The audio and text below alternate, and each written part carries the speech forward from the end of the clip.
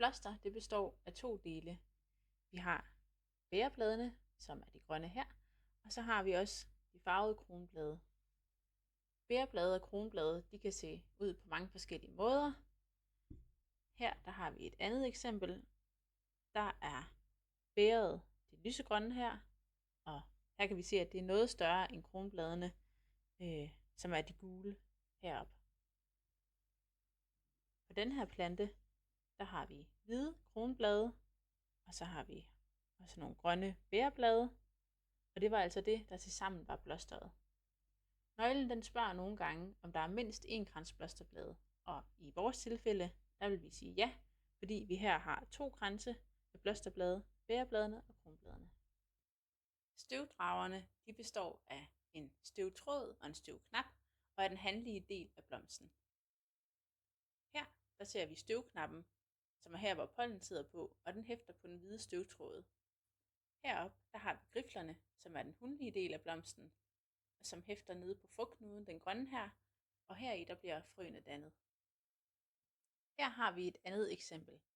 Det er noget anderledes, fordi støvdrageren de er sammenvokset til et rør, og så oppe i toppen her, der har vi så vores griffel. Det kan være meget forskelligt fra blomst til blomst, hvor mange støvdrager og grifler der er. Her der ser vi igen støvdrager. De har en gul støvknap, der hæfter på en støvtråd. Og her der har vi griflerne.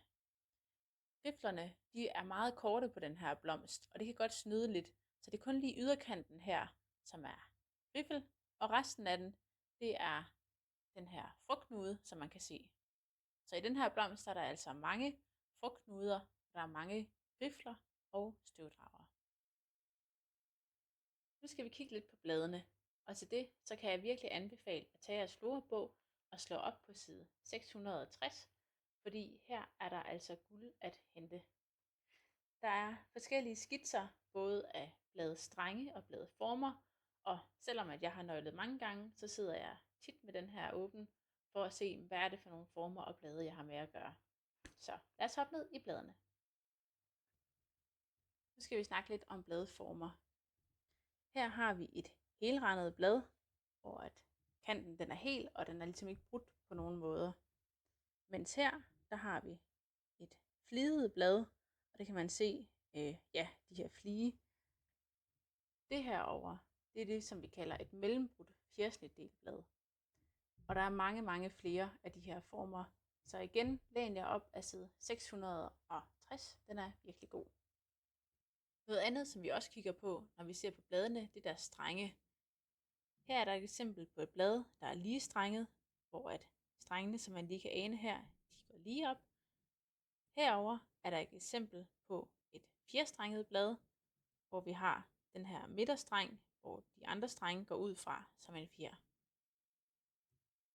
Her der ser vi endnu et eksempel, hvor vi har et helt blad, der hæfter ind ved stænglen.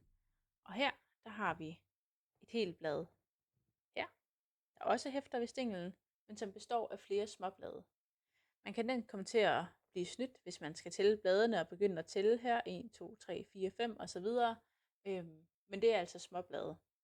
Så når man skal tælle bladene, så skal man kigge 1 blad, 2 blade osv.